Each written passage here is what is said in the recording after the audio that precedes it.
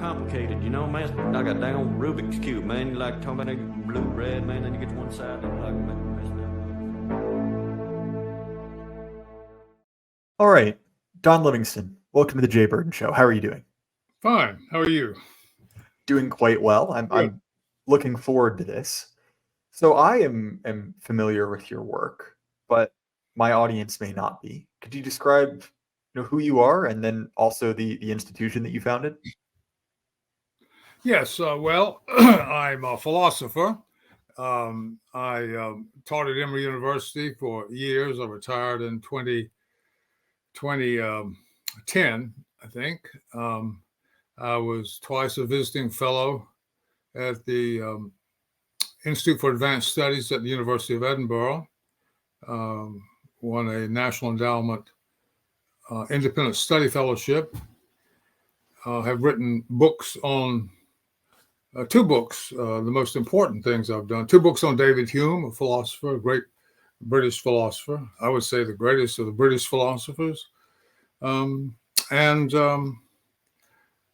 with some other colleagues, formed the Abbeville Institute about 20 years ago. The Institute is devoted to studying what is true and valuable in the Southern tradition. And the reason that had to be created is, as probably all of you know, we are in a culture war. Culture wars throw into question the very foundations of a political society. That's what they are. And they take no prisoners. Because if you throw into question the foundations, then you do not have a common set of criteria for rational debate. You cannot debate rationally unless there's a shared culture and set of criteria. And a culture war throws that into question. So it's not surprising that we have same-sex marriage, which no one could have conceived of hardly 20 years ago, or even 10 years ago. Congress said marriage is a relation between a man and a woman. Court struck that down. So women can choose to be men, men can choose to be women, men can play in women's sports if they sculpt their bodies properly and take the proper hormones. So we're in a culture war. And Eugene Genovese, one of the great historians of slavery, I knew him. He was described by the Atlantic Monthly in the 90s as America's greatest living historian. That could be questioned, but that was an opinion many people had. And he very much admired the South. His work was on slavery mainly and American history. And I was inspired to form the Abbeville Institute by reading one of his lectures. He gave a series of lectures called the Massey Lectures at Harvard. And it was on the Southern tradition. He titled it The Southern Tradition. And he told his academic audience that there was much in the Southern tradition that was unique and valuable, but it was completely covered over. This was in the 90s by what we might call political correctness. He said, this is a, quote, political and cultural atrocity carried out by the academics in higher education and the media and Hollywood and so on. Well, it's much worse now. No one was tearing up monuments in the 90s. They are not only tearing them up, but digging up bodies in cemeteries. So some of us decided that we, as academics, from various disciplines, history, political science, philosophy, economics, theology. A number of us decided we needed to form an intellectual society to make people aware of what is valuable in the Southern tradition and what is true. Every tradition in human history, the Roman, the Greek, the Hebrew, the Christian, all have a dark side because they're sinful, because we are all sinful human beings. But they also have insights and bright sides, important sides. And you can look at a tradition and concentrate only on its dark side, or you can recognize that for what it is, but also ask yourself what was really true and valuable, what is lasting that came from that tradition. So that's what we wanted to do. We wanted to look at the South to see the Southern tradition, to see what is of lasting value. And that's what the Abbeville Institute is about. It's interesting you bring up the culture war and how it, even 30, 40 years ago, it was sort of an open issue. Because I'm a younger man, I've said before, I'm in my early 20s. And so I've never known a time in which that was not the case. Yes. I was talking to a good friend of mine, and he remembers, he's my same age as me, he's 25, and he said that he got in trouble in school, right? So this would have been the mid 2000s, because he lived near to a Civil War site, got a little gray Confederate cap and wore it to school one day, right? And even in a rural area, that was seen as quite the offense. Something as innocent as a kid in grade school, right, showing up in a hat is seen as a signifier of this blood libel, effectively. Yeah. And I think that again, like I've said, one of the things that is very kind of formative in my political journey was the destruction of both Monument Avenue in Richmond, and then the kind of uproar around the Lee statue in Charlottesville, right? Both are relatively close to where I am. Yes. And I think that it became very clear that this, from a certain perspective, was not really a historical disagreement in good faith. That you mentioned that, something about the culture war, right? When you have this kind of war, it is really a war about priors. Right. And so it's not a war about your priors, right? Your kind of premises. Yeah. And if you share none of these, it's not really a discussion anymore. It is a war. No. And so I think that, even if, because I have an international audience, you personally have no connection to these events, it's important to understand them because it sort of is, emblematic of this broader cultural conflict. Yes. Yep. So it may be useful to define our terms. So we both mentioned this idea of the Southern tradition. Yes. What does that mean? Where can we draw its genesis? Well, Genovese uses the term in his Harvard lectures. It's been used by others earlier, but it's a big question. Let me try to explain what the Southern tradition is. It's a very complex thing by looking at what it's not. We have two questions. One is what is the South? What is the Southern tradition? But we also have to ask the question, what is America? I mean, the South is part of America. You can't understand the South without having some idea of what America is and ought to be. And so I think we can look at American history and see three revolutionary phases of American identity. I'll describe these. The first two I call Jeffersonian America. And by that I mean we can take Jefferson as a symbol. He's elected in 1800. And from 1800 until 1861, when the South seceded, up to that time, Southerners dominated politics at the national level. after 1865, with the Union victory, the Northeast dominates, and I call that Lincolnian America. So there was a Jeffersonian America that lasted from 1776 until 1861, and then a Lincolnian America that lasted from 1865 until really 1965, about 100 years. And from about 1969, we get a third America, which I call cultural Marxist America. And this runs from 1969 until today. Now, none of these are neat and clear ideologies that everybody recognized at the time.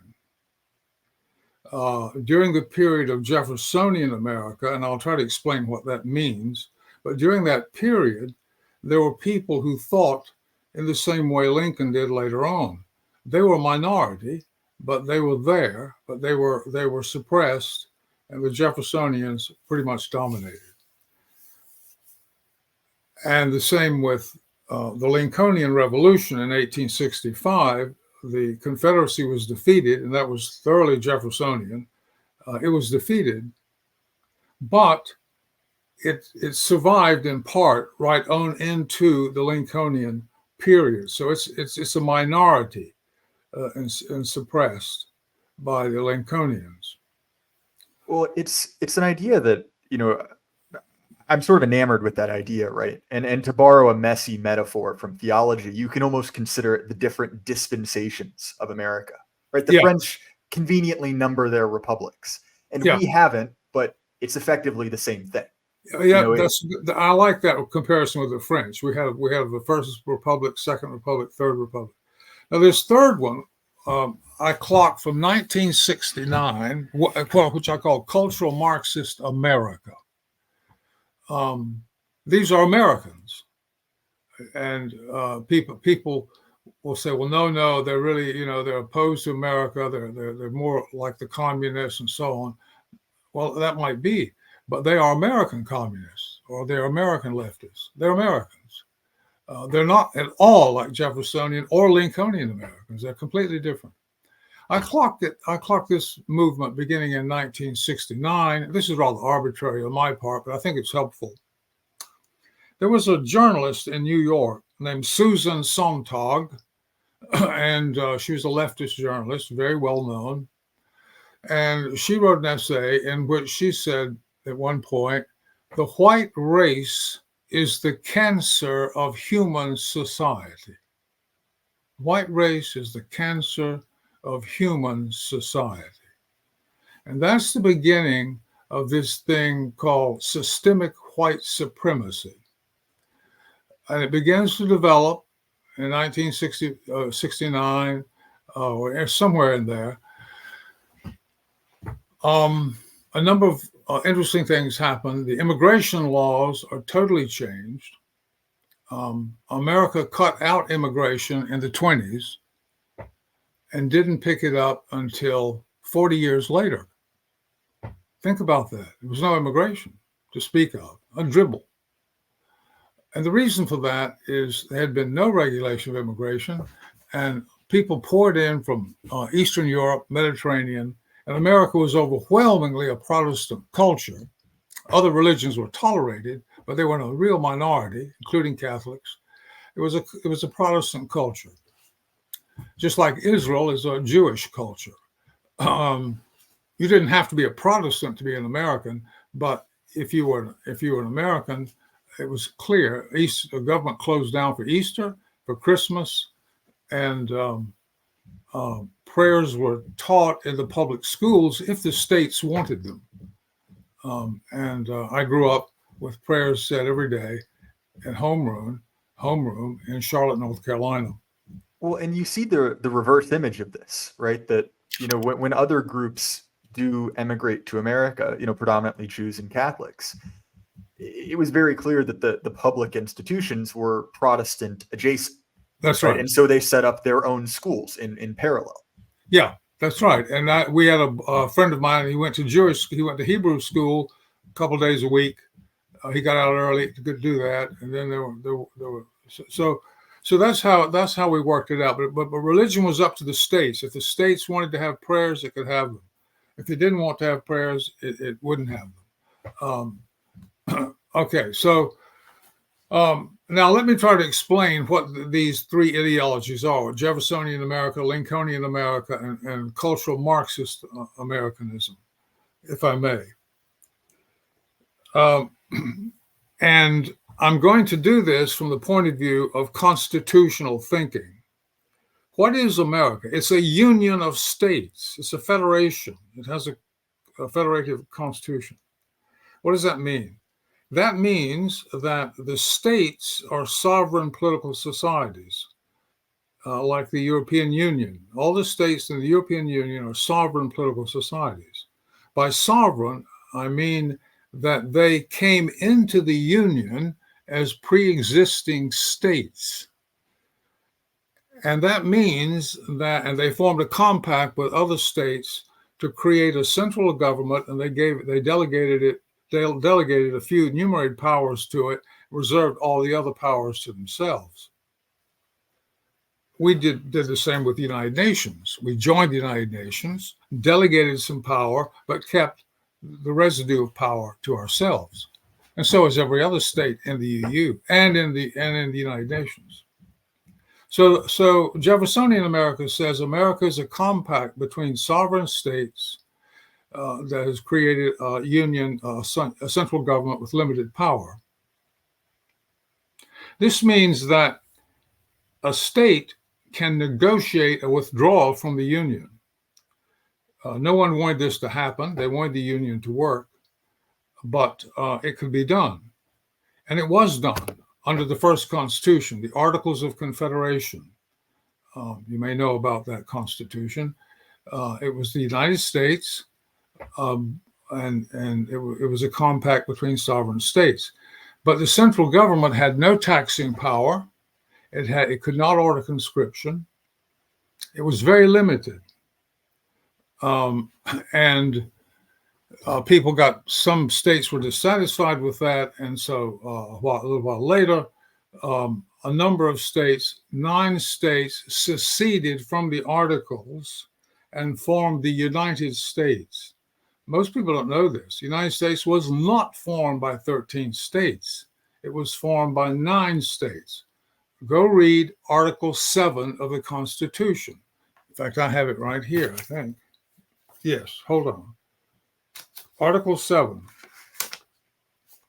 This is one of the most important articles because it defines what was necessary to ratify the Constitution. Without this, we would have no United States. The ratification of the conventions of 9 states shall be sufficient for establishing of this Constitution between the states so ratifying the same. In other words, the Constitution holds only for those 9 states between themselves. Well, what about the other 4? There were 13 states under the Articles. Well, these 9 just seceded because the Articles weren't working as far as they were concerned. So they seceded and formed this new thing called the United States. The 4 states that were left were still under the Articles, and they could have remained under the Articles as their Constitution. So we would have had 2 unions of states, the Confederate States of America and the United States of America. One with 8 states and the other with 4. 2 states held out. 3 held out. I won't go into it, but Rhode Island and New York and North Carolina and Virginia were not sure they should join the Union. As Patrick Henry said, "I smell a rat." And so they told the other 9. They told the 9 states, "We're not going to join unless you pass in the first Congress a Bill of Rights that protects the states from the central government." They're worried that the central government would would begin to take over power from the states. That you couldn't then have prayers in the public schools. If the federal government said you couldn't have it, you couldn't have it. If you had certain rules for voting that the federal government didn't like, they could take those away. So the Bill of Rights were designed to protect the states from the central government. Well, enough people of the 9 states agreed to that, and so they came up with the Bill of Rights, which we all know. And then those 4 states joined the United States.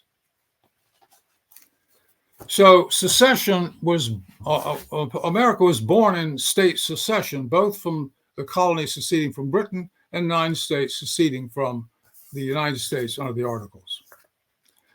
Okay, that's the world of Jeffersonian America. Most everybody in the North and South thought that way. So, Mr. Livingston, Yeah. can I ask you a question about this? Yeah. I had, in my kind of vague thoughts on this topic, I'd almost wondered if you could insert another break, which would be Jacksonian America, sort of breaking, that divide a little bit more finely. Do you think there's something there, or is that too fine? Oh yeah, I think you could. I mean, there's a lot of fine tuning you could do. So I'm painting with a broad brush. Of course. And a broad brush is limited because there are details that are left out. But see, Andrew Jackson, he's a good case because Andrew Jackson was a Jeffersonian in many respects, but he could not accept nullification, state nullification. And if your readers don't know what state nullification is, it's the idea that if the states delegate to the central government a few powers, and those powers were to coordinate defense, foreign treaties, and a trade-free zone. It's basically what it was. There was also weights and measures and that sort of thing. But basically, what the federal government had power over was defense, foreign relations, and free trade zone. Everything else was left to the states. If the states wanted slaves, they could have slaves. If they wanted to get rid of slaves, they could get rid of them. If they wanted women to vote, they could let them vote. If they didn't want them to vote, they wouldn't vote. It was free to do anything it wanted to do except those powers that it delegated to the federal government.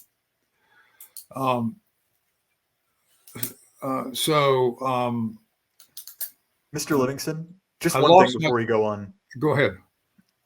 There's a clicking noise in the background, and I will get dozens of comments about it. Do you know what that clicking noise is? Yes, it's me clicking my ballpoint pen. So I'm sorry. Yes, yeah, sorry. Sorry. Your last thing was saying about how Jackson could not. Yeah, Jackson. Yes. Okay. So Jackson could not. So nullification means this: if the federal government passes a law saying you can't have prayers in the public schools back in those days, that's crazy because the only power the federal government has is what's delegated to it in the Constitution. And those powers are delegated 1, 2, 3, 4, there's a certain number of them. That's it. They can't do anything but that. So the question then is, where in the Constitution does it say that states cannot have prayers in the public schools? It doesn't say it anywhere. If it doesn't say it anywhere, then it belongs to the states. If the federal government persists in this, then the state could nullify the act and refuse to enforce it within the state. Does that make sense? On the grounds that it never gave that power to the central government. Now, matter can't stop there. Other states might say, oh, yes, the federal government has that power. So we have an argument. So you settle it by a constitutional amendment. So if the other states get together and pass an amendment saying Congress has authority over religious matters in this respect, then that is the law of the land. If 3/4 of the states agree with that, that state that doesn't like it must either suck it up or must leave the union, because it cannot stay in the union and disobey a constitutional amendment. Does that make sense? Yes, that makes sense. So that's nullification. It's been carried out throughout the United States. It goes on today. in various forms, and there's another form called interposition, but I won't go into that.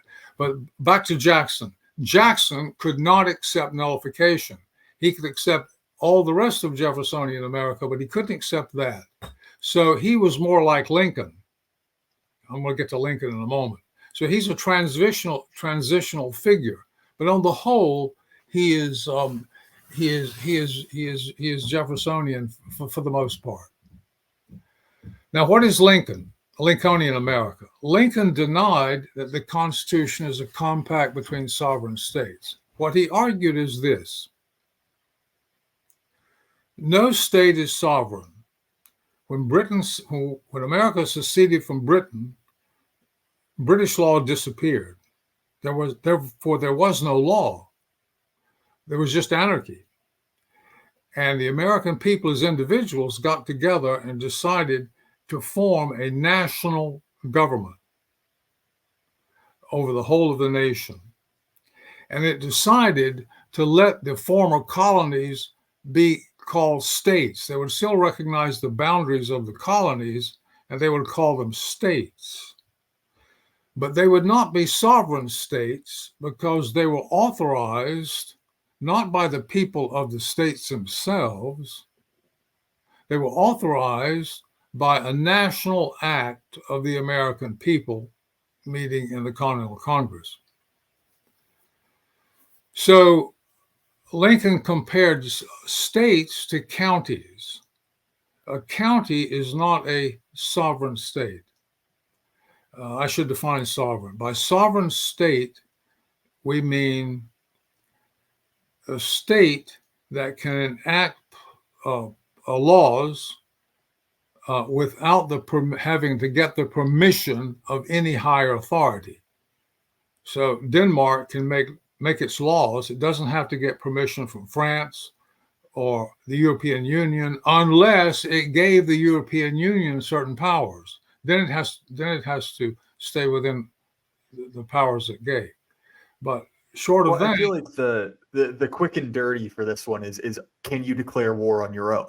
Effectively, more or less, right? Obviously, that's an inexact phrase, but one I've heard used to describe it rather.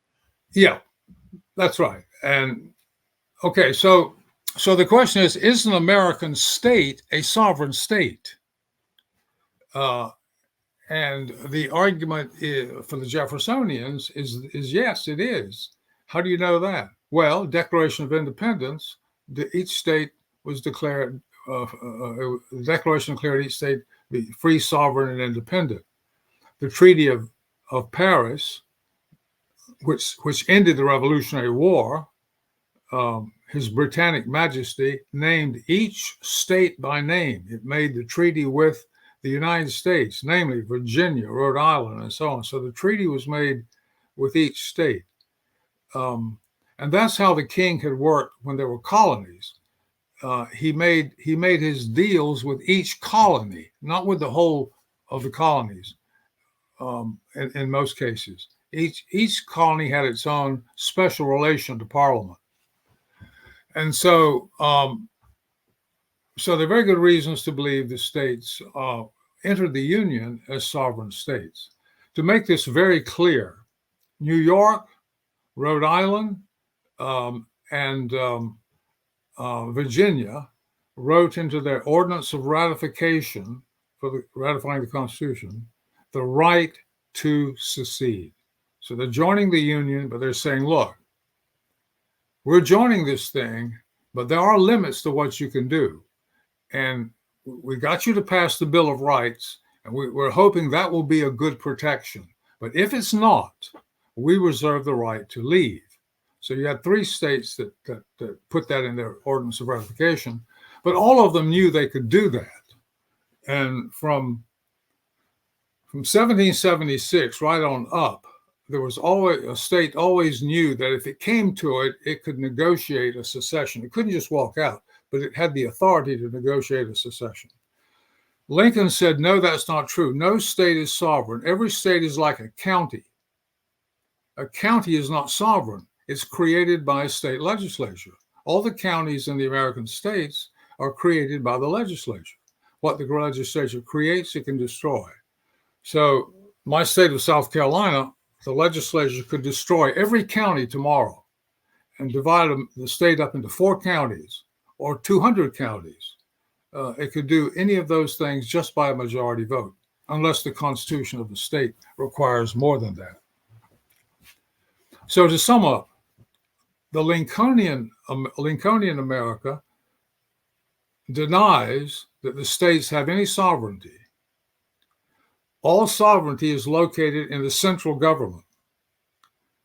The states have certain reserve powers, but what those powers is authorized by the central government, not by the people of the states themselves. So if the central government thinks those powers should be modified or eliminated, it can do it. If it in its goodness allows them to continue, it can do that. So the states now have no sovereignty. They cannot secede. They cannot nullify a rogue central government that is intruding into its reserves powers. It is simply a county in a huge unitary state. So when the southern states called their people in convention to secede, they did exactly what they did when they joined the Union. They called their people into convention to vote up or down whether they would join the Union. And now they're calling the same people to rescind that ordinance and to send commissioners to Washington to negotiate a separation, just like Britain did from the EU. Britain seceded from the EU, sent commissioners to the EU to negotiate the public debt and to negotiate EU highways built in England that belong to the European Union, funded by the European Union. Britain has to pay part of that. On the other hand, Britain has title to some of the property of the EU. So they had to work all that out. It took them, two to 3 years to work all that out. But they worked it out, and Britain seceded from the European Union. So there are lots of cases of secession. The most dramatic is the Soviet Union. And most Americans know nothing about this because of the demonization of Russia that goes on. But Russia changed its constitution in 1977 to allow states to secede. And in 1991, they did secede. 15 states negotiated separation from the Soviet Union. The Soviet Union didn't collapse in any violent way. It did collapse, but it was done rationally through negotiations with the several states. So Canada allows secession. So I'll just end that point by saying that the South was unique in the 19th century. Nobody was thinking about secession. The word was hardly even coined.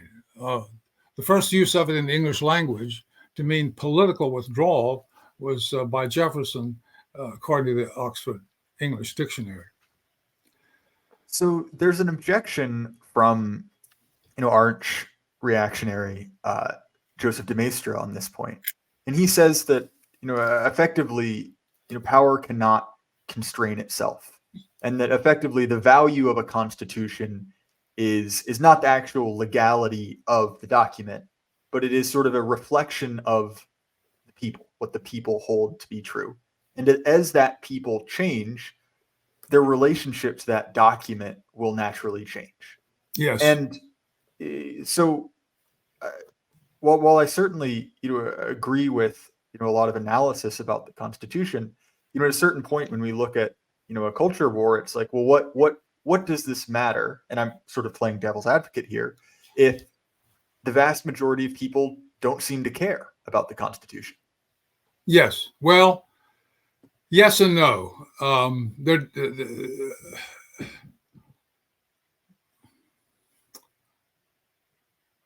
You're right. There have been changes. Now, I mentioned 3 big changes. There was a Jeffersonian America, a Lincolnian America, and a cultural Marxist America.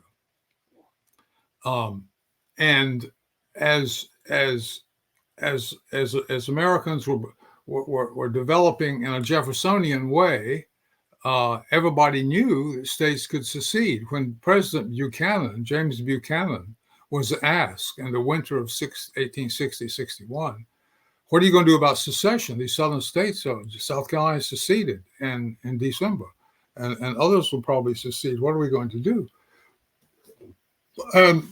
Most people weren't for war. I mean, Buchanan said, and he asked his attorney general, and they both ruled that the central government, the Constitution does not give the central government authority to use the military to prevent a state from seceding. Madison said that would be absurd. Hamilton said in the state ratification convention, when this came up, he said, this is the most absurd thing you could imagine. He said, what picture does this present to us? The troops of one state marching into the bosom of another state, trying to force it? He said, who wants to live in a country held together by bayonets? That was a common view. You can secede, you shouldn't secede, no state should secede, but they can do it. And so you just have to negotiate when that happens. Now, can states secede today? That's a constitutional question. It's never really been resolved, but Americans believe that states can do it. The polls show this very clearly for the last 20 years. I'll just mention one poll off the top of my head in 2017. It was 39% of Americans said they believe their state can secede, and 29% were not sure. That means that 68% were willing to consider the question. Now, it doesn't matter what political elites might say. This is what people say when they're asked from polls. If you go to polls checking what regions think, for example, the region of New England, of the Pacific Northwest, of the South, of the Southwest, and so on, the numbers are much higher.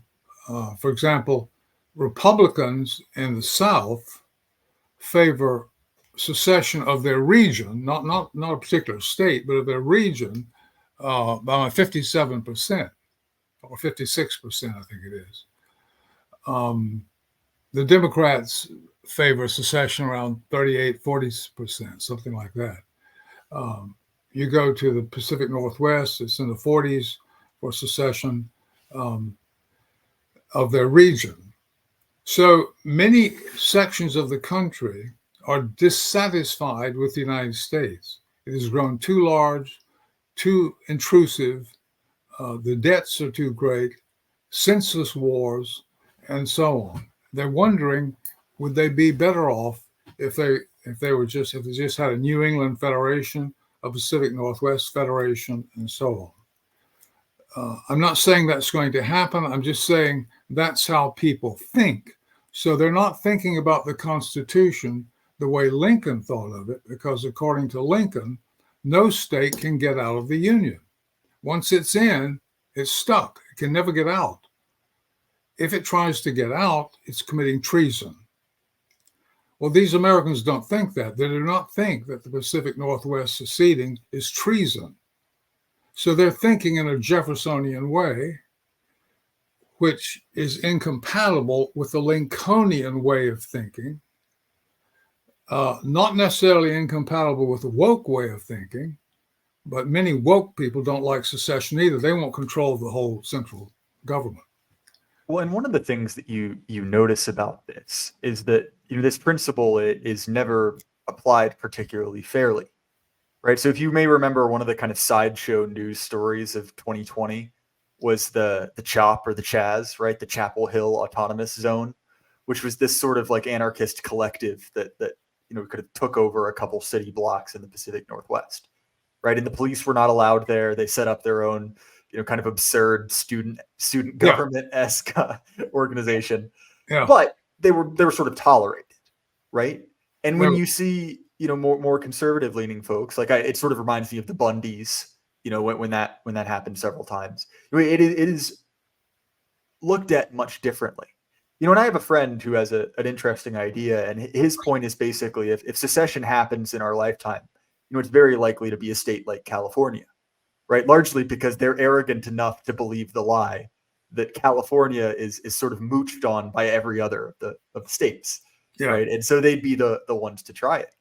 And I hadn't really considered what you brought up, right? That in many ways these people are sort of Jeffersonians, even though they don't know it. Well, I think. Sorry, what was that? I was just going to say, yes. You look, they're left-wing Jeffersonians and right-wing Jeffersonians. They're left-wing Lincolnians and right-wing Lincolnians. There are no right-wing wokes. Woke is just totally left. But no, they're radical Jeffersonians and conservative ones. Sure. And so I was just wrapping up my thought to say that's sort of a novel way to look at that. But I'm sorry, I interrupted you. You were talking about secession and how that's sort of a popular thing. Well, you were saying that constitutions change according to the way people, according to the values of the people, and when they change, the constitutions change to a certain degree, and that should happen up to a point. But let's put it this way. I would say, if you look at the historical record, the Jeffersonian view of the Constitution, that it's a compact between sovereign states, is overwhelmingly supported by the historical record of the documents that form the Constitution, going back to the Articles of Confederation and so on. So that is the correct view of what the framers ratified. There were people who didn't like that. See, Hamilton hated the Constitution. He was a founding father.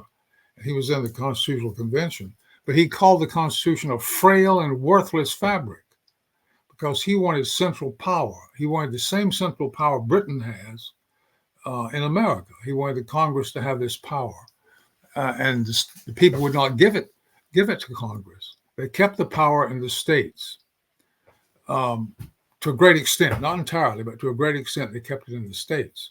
And there were people politically who wanted to change that from the very beginning, but they didn't. They were defeated, and the Jeffersonians maintained control right on up until the southern states seceded, and their secession did not destroy the Union any more than the 8 states that seceded from the Articles destroyed the Articles.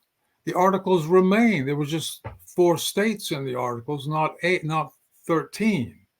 So when South Carolina seceded, the Union was not affected at all as a union because it began with 8 states. It had something like 30-something states in 1860. It didn't need 30-something states. It needed only 8. So if 11 states left, it just means the Union would remain just as it was with no change whatsoever, except there were less states. But there was a time when the Union was only 20-something states and 11 were added. So the Union didn't change whether you had 20 states or 34 states. You see the point of that.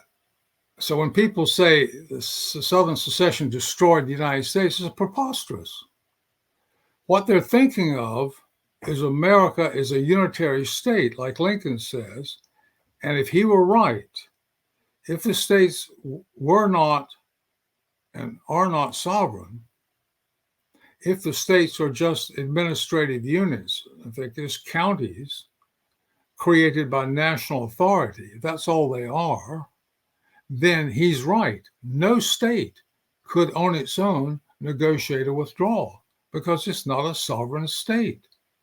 You see, the county, my county, county of DeKalb in Georgia can't secede from Georgia because it's a creature of the legislature. But Virginia is not a creature of the Congress. It's not a creature of the American people. Virginia existed, since the 17th century. It's older than the United States. South Carolina is older than the United States. South Carolina was not created by the United States. It entered a compact with other states to form the United States. It's one of the principles of the United States. So Lincoln turns everything upside down, and in doing so, he introduces incoherence into our constitutional thinking. Let me explain what I mean.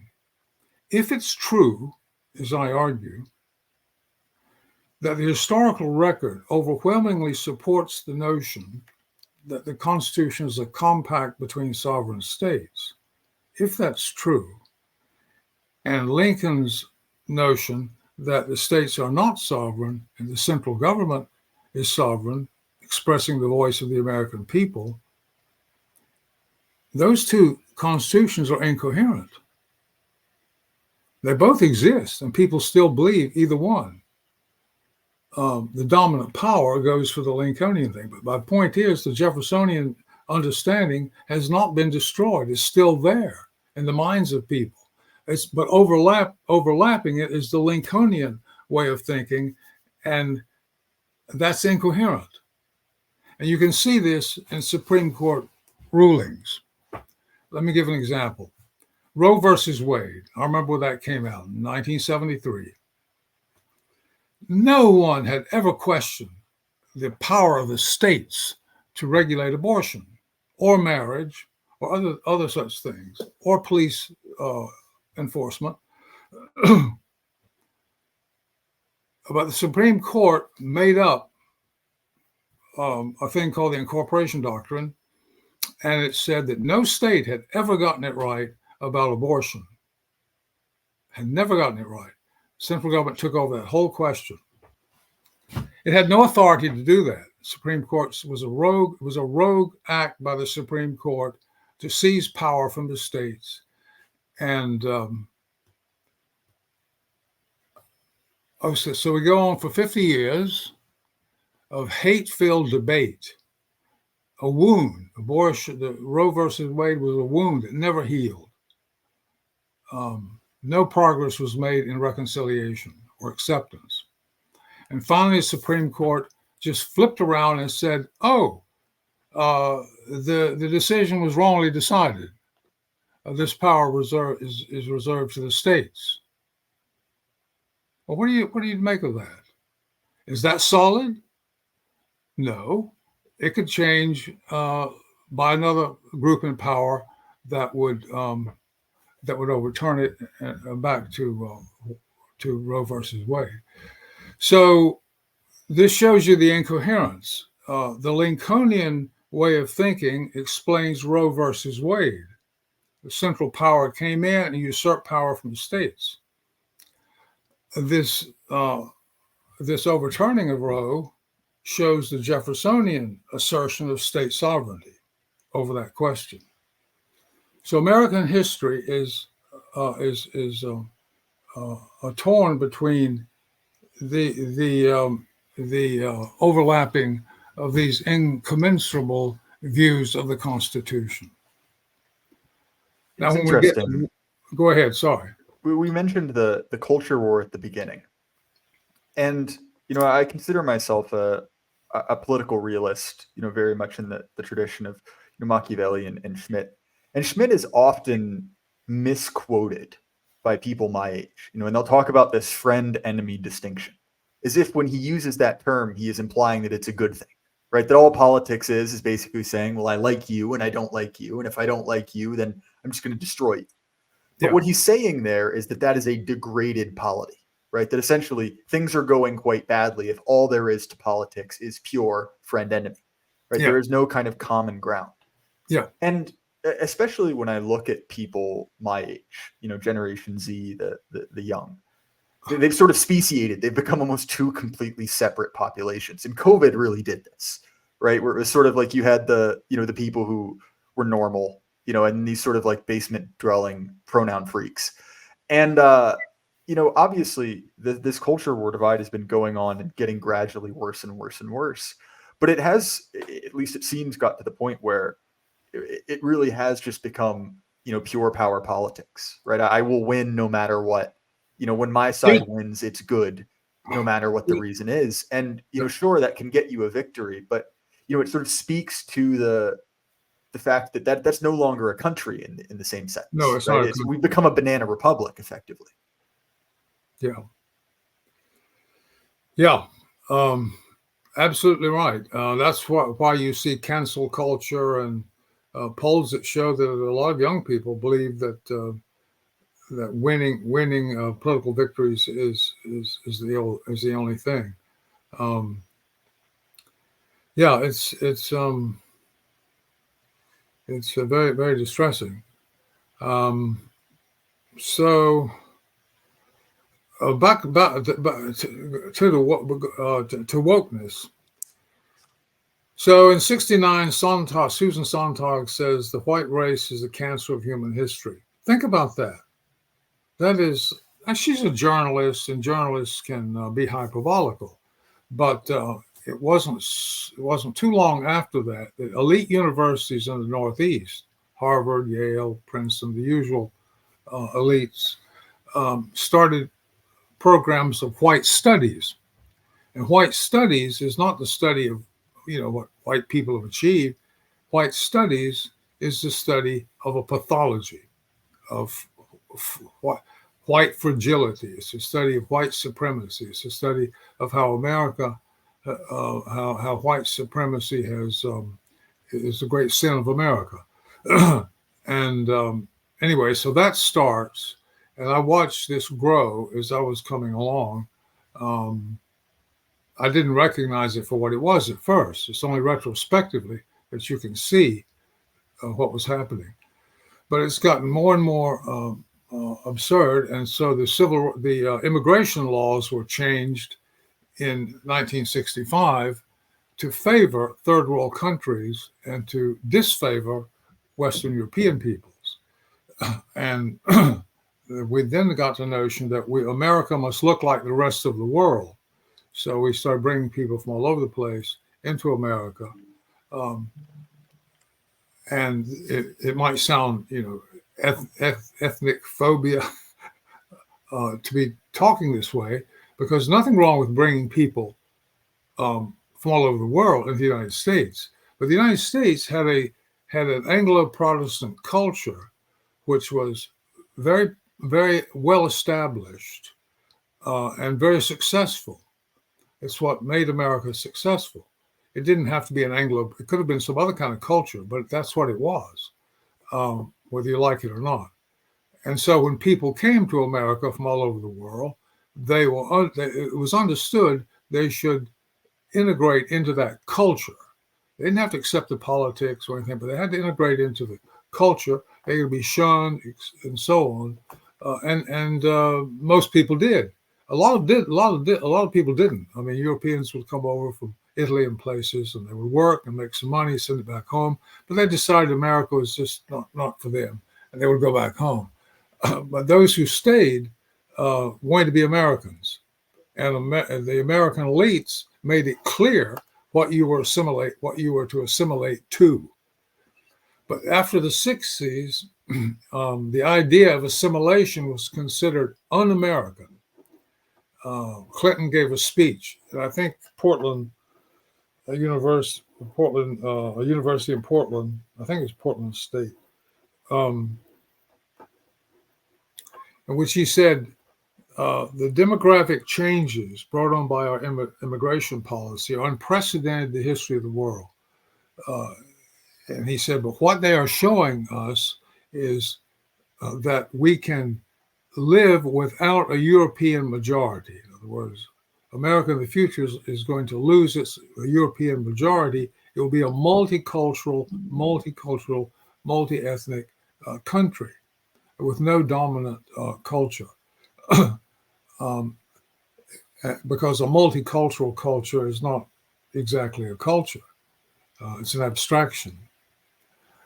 Well, it's and the students clapped their hands sort of celebrating the end of this awful white European thing that they were a part of. Quite incredible. But nevertheless, those are the policies that have been followed. Well, it's interesting you bring up integration, right? And how the idea of integration is sort of antithetical to our current civic religion.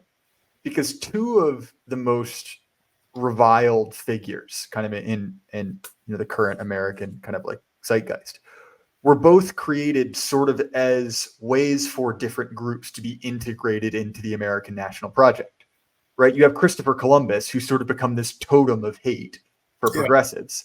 And what is Christopher Columbus? He is effectively a way for Italians to be part of the American story, right? Kind of created as a national figure.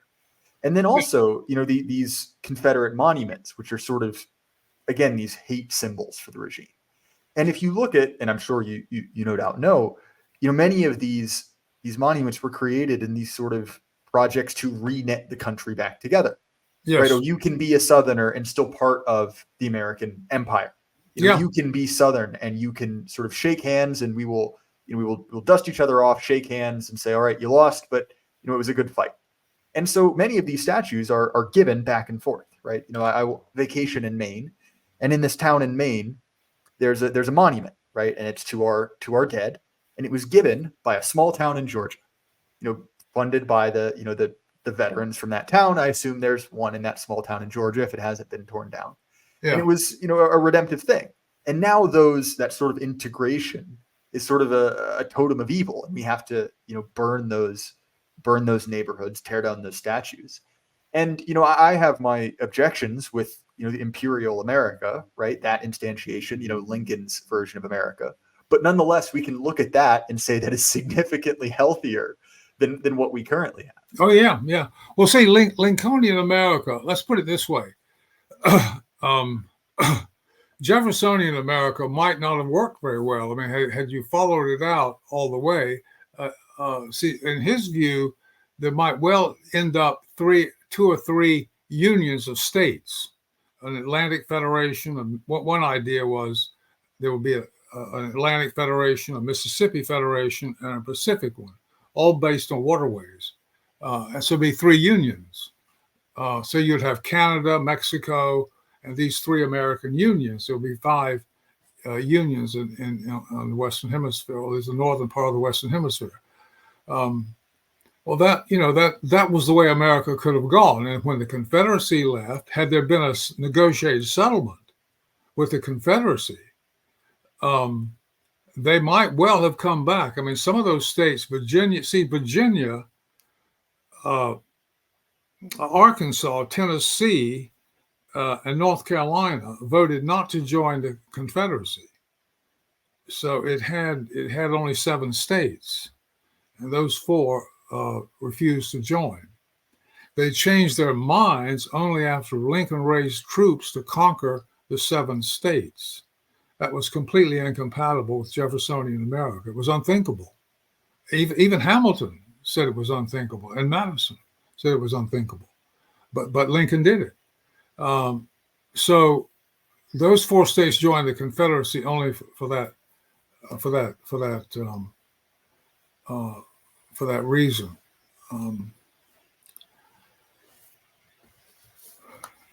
So, Mr. Livingston, we are fast approaching the end of our time together. I greatly enjoyed this conversation. We'll have to have you back on because, I wrote you 4 or 5 questions, and I think we barely covered one of them. So there's certainly more material there. But if people want to find more of your work, what's a good way for them to do that? Well, not my work particularly, but the Abbeville Institute. It was filled. We have thousands of things on the Abbeville Institute. Lectures, talks, videos from past summer schools and conferences. That's where to go. Most of my work is in philosophy, and I'm writing a book now it's called Why the War Wasn't About, why some Americans need to believe the war was about slavery and why America is coming apart again. It's about the coming apart of America in the mid-19th century, and it's coming apart today. we don't know how it's already coming apart. What that means, no one knows. But when you've got three incommensurable Americanisms that I just mentioned, it's fractured, very deeply fractured, and we need to confront that. So but that book's not out yet. Well, I will be sure to link to the Abbeville Institute. There's a lot of great resources there. YouTube, anywhere you listen to podcasts. You can also find the Jay Burden Show on Substack. If you want to support us, Axios Remote Fitness and Coaching is the best way to do that. And remember, keep your head up. The light can't last forever. Good night.